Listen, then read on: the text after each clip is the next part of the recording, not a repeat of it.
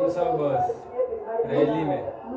हाँ 300 बस बुलाया था, उसमें आदमी पब्लिक को भरवा के मंगाया था रैली में भीड़ इकट्ठा करने के लिए, मत दिखाने के लिए।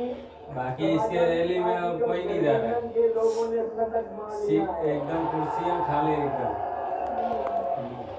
खाली भी है ना, ये अंगूठा छाप है, बराबर नहीं है, अभी ऐसा एक्टिंग करता है। लेकिन सवाल ये है कि बीजेपी और समाजवादी पार्टी के दावों पर कितना भरोसा किया जा सकता है, क्योंकि जीत के दावे तो चुनाव लड़ने वाला हर दल करता है, भले ही उसे पता हो कि उसका कोई चांस नहीं, कि उससे पहले जो जाए ठीक है। लेकिन अगर चुनाव काटे का हो तो फिर इस तरह के दावों की हकीकत से एक सन्यासी को इतना सीट का इतना पश्चिम बंगाल का कुर्सी का इतना लालच, बीजेपी नेताओं की बड़ी भीड़ को देखकर ममता की हैट्रिक खटाई पढ़ने के खूब दावे हुए।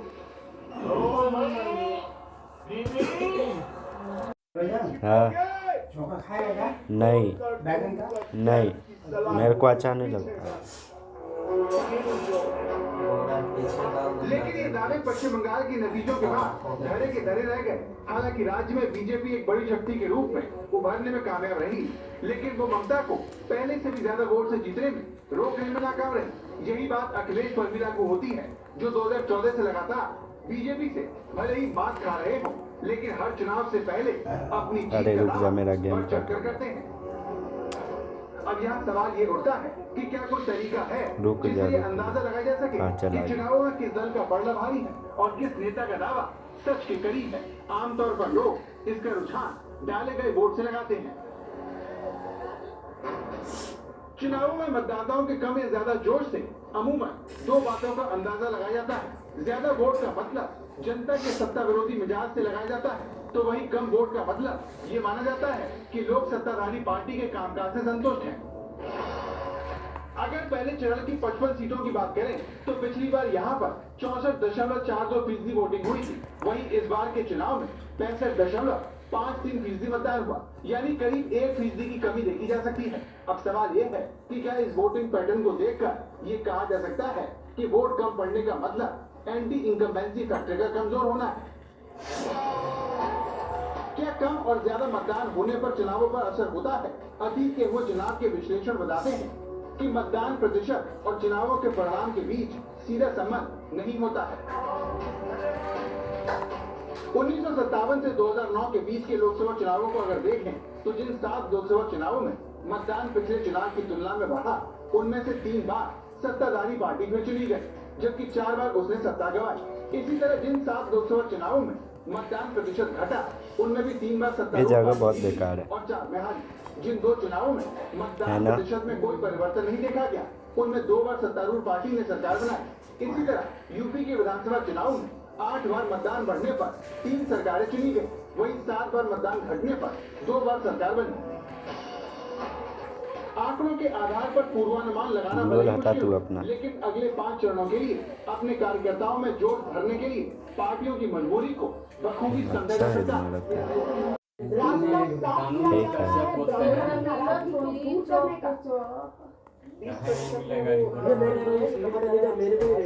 उससे कोई नाराज नहीं। ब्राह्मण समाज का क्या उसको ऑफिसर बना दिया। नहीं, मंदिर निर्माण से तेरे को कुछ मालूम नहीं है, उसको सब मालूम है, ठीक है? हाँ, वो उसको गिल लीडर बना देंगे। ब्राह्मणों की नाराजगी बीजेपी नहीं मानती, लेकिन उन्हीं ब्राह्मणों को मनाने के लिए चुनाव में कमेटी बनती है। जब चौथे चरण का चुनाव नजदीक आ जाता है, तब ब्राह्मण होने के नाते ही प्रमुख रूप से मंत्री बनाए जाने की चर्चा पाने वाले अजय मिश्रा टेनी का आरोपी बेटा आशीष मिश्रा लखीमपुर केस में जमानत पाकर जेल से बाहर आ जाता है। क्या इसका पार्टी इसका प्रचार प्रसार करने के लिए और भारतीय जनता पार्टी की सारे गुरुवार को लखीमपुर खीरी में गृह मंत्री अमित शाह की रैली के मंच पर आरोपी बेटे के मंत्री पिता अजय मिश्रा नजर नहीं आते। ब्राह्मण चेहरे के तौर पर बीजेपी में कांग्रेस से आए जितिन प्रसाद ही मंच पर दिखते हैं। क्या मंत्री जी इसलिए नहीं दिखे क्योंकि विपक्ष लगातार बेटे की रिहाई को मुद्दा बना रहा है? बोले कि बंद है 5 आदमी सजा है कुछ आदमी जो है 130 सारा मीटर टिकट किसानों को कुचलने के आरोप खड़ा करा के दिया जमानत पर बाहर आने मोदी। को अगर ब्राह्मण वोट की राजनीति से जोड़कर देखें उसका औरत प्रचार कर रही है 2014 में ब्राह्मण जीत वोट का जाएगा तो 72% हिस्सा जज बीजेपी बाहर आ का जाएगा। 2017 में 80% हिस्सा ब्राह्मण वोट का बीजेपी के पास आया 2019 में भी ये हिस्सा और बढ़कर 82% हो गया। तो बस में लगे जा रहा है पिछले 7 साल में ब्राह्मण वोट 10% तक एक बीजेपी डैमेज ना? बढ़ चुका है। ऐसे में जानकार मानते हैं पूरा रेड 80 इस पास का उत्तर लगा प्रदेश था की तरह राज्य के दूसरे हिस्से में जहां ग्रामीण किसान वोट डालने के लिए किसान के तौर पर नहीं बल्कि अरे तुझे फेक जाति डैमेज पर लग रहा है। पहुंचता सिस्टम है, व्यवस्थाएं है, क्लैरिटी। автоматически будут втянуты в военный конфликт с Россией. Конечно, значит, потенциал объединенной организации НАТО и России несопоставим. Мы понимаем. साफ है भले ही अमेरिका और नाटो देशों ने यूक्रेन में अपने सैनिकों को नहीं उतारने की बात कही हो, लेकिन अगर रूस के हमले के बाद युद्ध के नए समीकरण बने तो मामला परमाणु युद्ध तक भी पहुंच सकता है और ये दुनिया के लिए महाविनाशक साबित होगा। Bureau report Simi.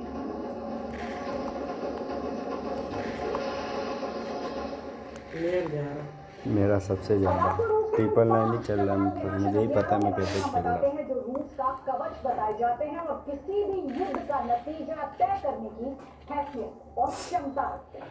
तो आपको बताते हैं जॉर्ज बॉम्बा यानी जार बम, दुनिया का सबसे बड़ा परमाणु बम, इसे क्या कहते हैं, जॉर बम।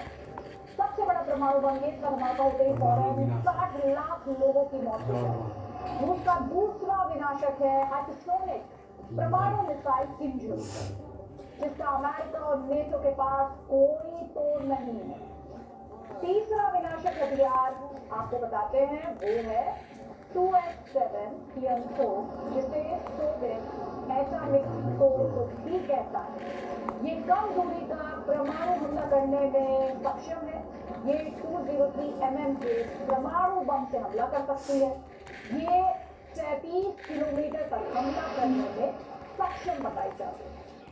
अब बात करते हैं रूस के चौथे विनाशक हथियार की, जो कि है बेलगोरोद परमाणु सबमरीन, जो दुनिया की सबसे बड़ी सबमरीन है। ये सबमरीन पोसाइडन टॉर्पीडो से लैस है, रेडियो एक्टिव सुनामी पैदा करने में ये सक्षम है। इस सबमरीन की लंबाई 604 फीट और वजन है 14,400 टन। ये रूसी सबमरीन किसी भी जंग का नक्शा बदलने में सक्षम है। अब आपको बताते हैं रूस के पांचवें विनाशक परमाणु स्काइलर मेरा है ही नहीं, जो कि एक मिसाइल है, सेनेवा मिसाइल। ले हटा रहा। एक इंटरकॉन्टिनेंटल बैलिस्टिक मिसाइल है। ये परमाणु हमला करने में क्यों? सक्षम है। तू क्यों नहीं मारा था लेकिन? ये रूस के परमाणु हमला करने की काबिलियत का छोटा सा डेमो है, लेकिन इसकी टाइमिंग विरोधी देशों की धड़कनें बढ़ा रही है।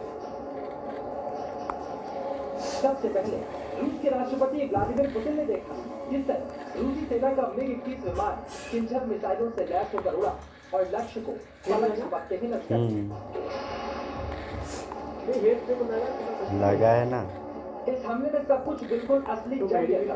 सिर्फ लक्ष्य को परमाणु युद्धाभ्यास के हिसाब से ऐसे हेल्थ ध्यान बढ़ दिया गया। था और किंजल मिसाइल परमाणु हथियारों से लैस थी। अगर होती तो यहाँ कयामत आ जाती। रूस ने जिस हाइपरसोनिक किंजल मिसाइल के साथ युद्धाभ्यास किया, उसे पोलैंड के पास मौजूद मॉस्को शहर कैलिनिंग्राड में तैनात भी किया। आप समझिए यूक्रेन और नाटो देशों के लिए ये कितना खतरनाक हो सकता है। किंजल मिसाइल आवाज से 10 गुना ज्यादा स्पीड से चलती है। ये परमाणु बम गिराने में सक्षम है। इसकी मारक क्षमता 2000 किलोमीटर से ज्यादा है। ये 500 किलोटन का परमाणु बम ले जाने में भी सक्षम है। किंजल 30 किलोमीटर प्रति सेकंड की रफ्तार से हमला करती है। इसके सामने दुनिया के तमाम आधुनिक एयर डिफेंस सिस्टम फेल है। इसके अलावा अमेरिका और नाटो के पास इसका कोई किंजल मिसाइल अगर और शक्तिशाली क्रूज मिसाइल को दागकर अपनी ताकत दिखाई, जिसका नाम है मेरा नेट नहीं चल रहा सबसे थोड़ा, खास बात है कि रूस में ये मिसाइल लेकिन तेरे से भी घटिया चल रहा था, तो दिखा दूंगा इस तेरे बार को भी वीडियो। रूस की कैलिबर मिसाइल भरोसे पर बिल्कुल खरी।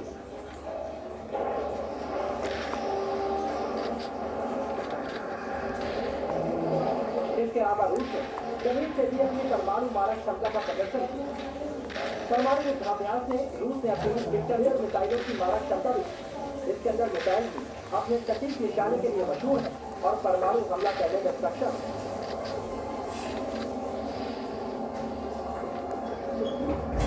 ये सारी ड्रिल खुद राष्ट्रपति पुतिन ने देखी, जिससे उनका आत्मविश्वास और हाई हुआ होगा। इसी के साथ यूके और नाटो देशों से जिनकी धड़कनें भी बढ़ गई। मोबाइल की तरह कहा जा सकता है किसी किसका? आप मेरे पास है, सपना में देखना मेरे पास है। तो क्यों चार्ज दो ना, फूल हो गया यार, दिखाओ अभी दे दूँगा 5 मिनट में रख दूँगा। क्या आदमी तो दुनिया के देश जहाँ के कहीं की पिछले 70 साल में कोई भी ऐसी स्थिति नहीं मीठा नहीं खाया, मीठा बना दिया ना सब्जी चोखा मीठा। तो रूस के राष्ट्रपति व्लादिमीर पुतिन ने परमाणु धमकी दी है। रूस ने आज परमाणु अभ्यास किया और किसी भी रिपोर्ट हमने आपको दिखाई, लेकिन क्या बात है, दुनिया में रूस के परमाणु बम से घबराने की जरूरत है और दुनिया में किस देश के पास कितनी परमाणु ताकत है, कितने परमाणु हथियार हैं, हम आपको बताते हैं। अमेरिका ने फिलहाल 1800 परमाणु हथियार तैनात कर रखे हैं। उसके 3750 परमाणु हथियार रिजर्व में है। इस तरह से अमेरिका के पास कुल मिलाकर 5550 परमाणु हथियार है। रूस ने 1625 परमाणु हथियार अलग अलग ठिकानों पर तैनात किए हैं। उसके 4600 परमाणु हथियारों की संख्या की बात करें तो चीन के पास 350 परमाणु हथियार है। और भारत की तस्वीर भी आपको दिखाएं तो भारत के पास 156 परमाणु हथियार हैं और वहीं पाकिस्तान के पास 165 परमाणु हथियार है। भारत के पास है। जिस तरह से ये न्यूक्लियर एक्सरसाइज बड़ी इंटरनेशनल पावर्स है, ग्लोबल पावर्स है, वो लगातार रूस पर दबाव बनाने की कोशिश कर रहा है। इस बड़ी खबर से जुड़े अपडेट जी न्यूज लगातार आप तक पहुंचाता रहेगा। अभी हम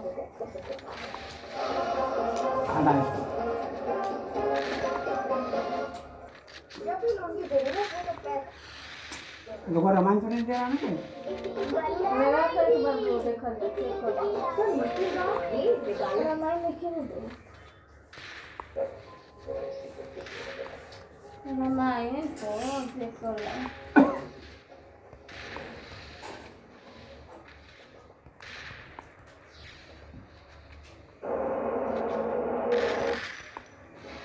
नहीं दे रहा आतंकवाद पर आई यूपी की लड़ाई। महाभारत दे रहा भारत के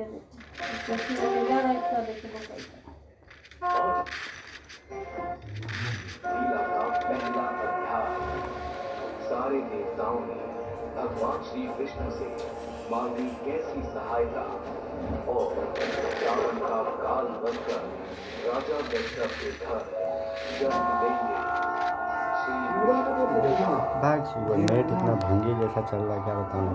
देखिए रामायण हटा दिया, हटा अभी भी नहीं हटा, अभी हटा।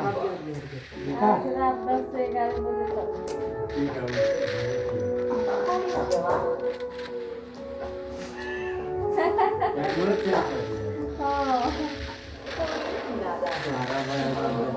अभी कितना टाइम हो रहा है भाई? क्या चल 5 मिनट में दे देंगे। अरे नेट कैसे नहीं जा रहा है? बैटरी जा रहा है, नेट जा रहा है।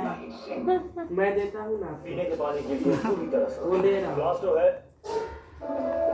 सोचा हुआ खेल न जाकर अब से और इसकी वर्कआउट से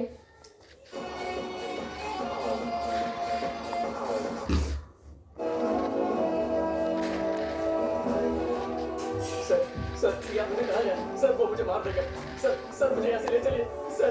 सर प्लीज मैं आपके हाथ जोड़ता हूं सर। सर मुझे मार देगा। क्या? मैं आ रहा हूँ, ऊपर आ रहा हूँ। 10 से 11 बजे। भाई मेरा तो नेट ही नहीं चल रहा। 600 चार भी दे दो और चार देख, तेरे सामने कितना ज़्यादा ग्लूअल लगा होगा।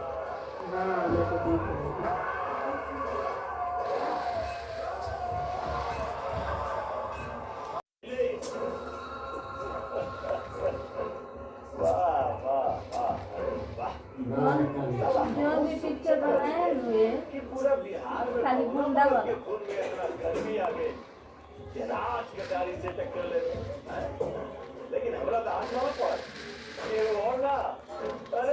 भाई साहब